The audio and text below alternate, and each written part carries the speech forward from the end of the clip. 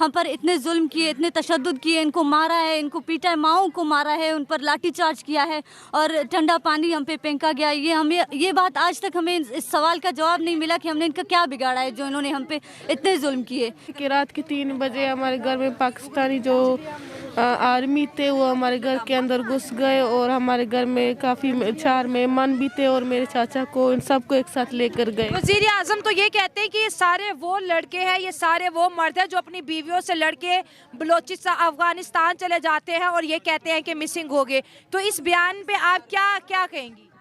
इसमें हमें काफ़ी दर्द होता है कि आप हमारे प्यारों को हमारे सामने से लेकर जाते हो, उनके थप्पड़े मार कर रात को नींद से उठा कर ले जाते हो, फिर ये कहते हैं कि वो दहशतगर्द हैं या फिर वो अपने बीवियों से बेजार होकर कराची गए हुए। उनको शर्म आनी चाहिए। और औरतों को भी इस तरह वहाँ पे उठाया जाता है कि सिर्फ लड़कों को और मर्दों को उठाया जाता है?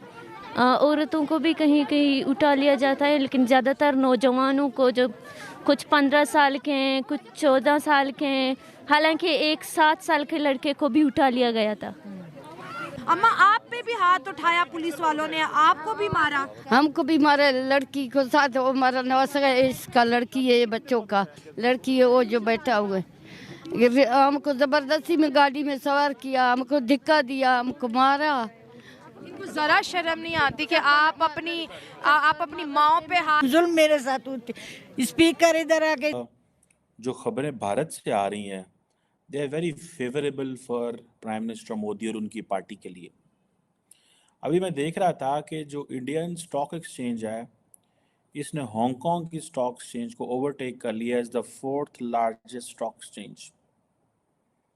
और जो कंबाइंड वैल्यू है, जो शेयर्स लिस्टेड है इंडियन स्टॉक एक्सचेंज में, वो $4.3 ट्रिलियन पे चली गई है, जबकि हांगकांग इज़ $4.2 ट्रिलियन। ये जो स्टैटिस्टिक्स हैं, ये जो डाटा है, this data speaks for itself. 1 second is very helpful for Narendra Modi and his party. On the other hand, अगर जाके आप IMF का डाटा निकालें, and if you see what IMF is saying about India, so वो कह रहे हैं कि जी IMF कहती है कि Indian economy is star performer. जब पॉलिटिशियंस को इंटरनली एक होता है इनकम्बेंसी फैक्टर कि जनाब 10 साल हुकूमत की है और हालात ठीक नहीं चल रहे, शोर गुलगुला मचा हुआ है, अपोजिशन चढ़ाई कर रही है, आवाम गालियां दे रही है, इन्फ्लेशन है, हालात ख़राब हैं। But on the other hand, the global financial institution जो हैं, they are supporting and asking and जिसे वो कहते हैं ना, फूल लगा रहे हो रही हैं। और अगर इनको ये कोई कह दे कि भाई हम आपके बच्चे को रिहा कराएंगे, तो ये एक दूसरे को क्रॉस करते हुए अपनी तस्वीरें आपको पकड़ाना शुरू हो जाएंगी कि मेरे बच्चे की तस्वीर देख लो, शायद तुम इसको कहीं से ढूंढ के ले आओ। मैं ये कहूँगी कि आप जब शहर में होते हो या फिर आप एक ऐसे कंटेंट पे काम करते हो जो सिर्फ एक कहते हैं सियासी बयानबाजी है, लेकिन ये यहाँ पर एक ऐसी हकीकत है और जिससे हम आंखें चुरा रहे हैं। ये माएँ हैं, इनको नहीं पता कि ये बेवा हैं या ये सुहागन हैं, इन्हें नहीं पता है। इनके हाथों में तस्वीरें हैं, इन्हें नहीं पता है इनका बच्चा किधर है। इनके बच्चों को इनके नज़रों के सामने उठाया गया है, फिर इनको जो है बताया जाता है कि आपके बच्चों को छोड़ दिया जाएगा, और इसी उम्मीद से कितने साल गुजर गए बलूचिस्तान में। हो दोस्तों, अयोध्या में राम मंदिर की प्राण प्रतिष्ठा की चर्चा पूरी दुनिया में है। ऐसे में पाकिस्तान में इसकी चर्चा न हो, ये नहीं हो सकता। राम मंदिर की प्राण प्रतिष्ठा को लेकर एक यूट्यूबर ने चर्चा की।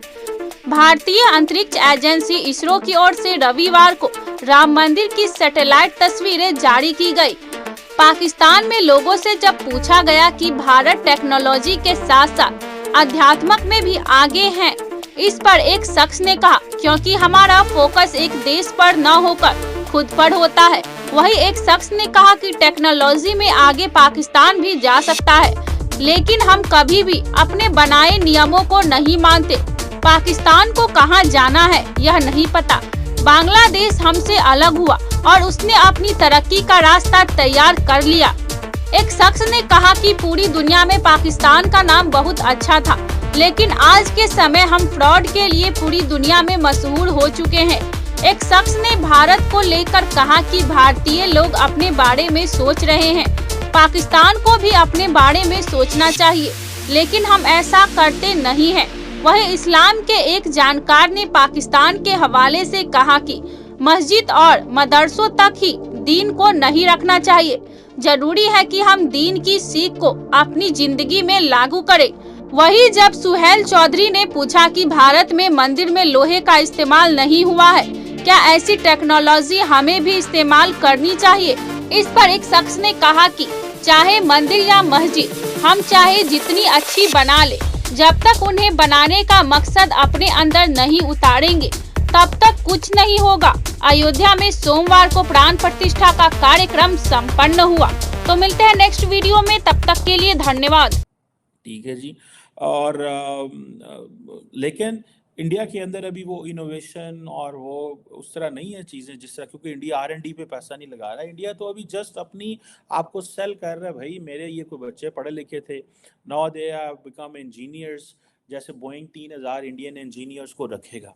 अब देखिए ना, जब वो 3000 इंडियन इंजीनियर को रखेगा तो पीछे जितनी इंजीनियरिंग एंड IT की एंड इंडस्ट्री की जो यूनिवर्सिटियां थी इंडिया के अंदर, उनमें मजीद प्रेशर पड़ेगा कि भाई अब हमारे पाकिस्तान में अल्हम्दुलिल्लाह क्या है, हम बच्चों को पढ़ाई जा रहे हैं सोशल साइंसेस और डिग्रियां दी जा रहे हैं, उनका अल्टीमेट क्या किधर जाके उन्होंने खपना है कोई पता नहीं। भाई इस जिस मुल्क के अंदर हमारे यहाँ तो ऐसे सोशल साइंसेस वो जिसे कहते हैं ना वो नहीं है, हमारी चीज़ें यहाँ पे नहीं है, ठीक है।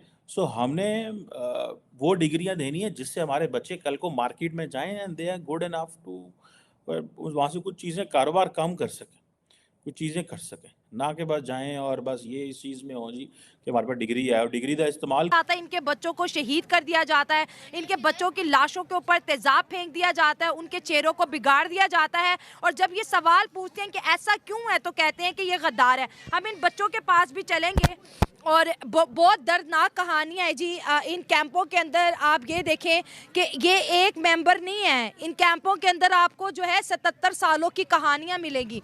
आपकी क्या स्टोरी है? अस्सलाम वालेकुम। वालेकुम अस्सलाम। मेरा नाम नादिया है, मेरा ताल्लुक़ खारान से है। ये मेरा छोटा भाई शाफत बलोच है। रात के 2 बजे 16 मार्च 2022 रात के 2 बजे CTD एहलकारों ने हमारे घर से चापा मारा, मेरे भाई को हमारी आंखों के सामने मारा और ये कहा कि इनमें से एक को हम ले जाएंगे। फिर सोच लिया था कि छोटे इसको भी ले गए और 70,000 से ज़्यादा पैसे भी उठा कर ले गए और घर के कुछ सामान थी, मोबाइल था, सोना था, सब लेकर गए। और मेरी अम्मी जब रो रही थी कि मेरे बेटे को ना ले जाओ, मेरी अम्मी को बोला पागल औरत, यही कहा था। और इससे पहले मेरे एक भाई था, उसका नाम था ग़ुलाम फरीद, उसको भी FC वालों ने हमारे घर से उठाकर उसको और मेरे ये भाई को उठा कर ले गए। इसे 11 दिन बाद छोड़ाए, उसको लापता किया, फिर उसको छोड़ाया, फिर इसको लापता किया। हमारे घर की हालत इतनी ख़राब है, मेरी अम्मी बीमार है, बार बार मेरे भाई का नाम लेता है, वो बेहोश होता है, हम सब ज़हनी मरीज़ है और ये भी मेरे भाई इतनी मरीज़ है। फिर भी हम लोग जाते हैं पुलिस के सामने FIR दर्ज करने के लिए, पुलिस बोलता है CTD और FC का नाम ना लो। 7 दिन बाद FC वाली आई थी, कह रही है कि अपने भाई का फ़ोन दो। मेरे भाई के पास फ़ोन नहीं था, ये तो हाफिज़ था, उसने कहा अगर फ़ोन नहीं दोगे तो हम आपके भाई को शूट करेंगे। फिर हमें इतनी धमकियाँ दी थी, घर में फ़ोन करती हैं, जब भी मेरी अब्बू निकलती है अब्बू को धमकियाँ दी थी। हमारे घर में कहती हैं कि ना CTD का नाम लो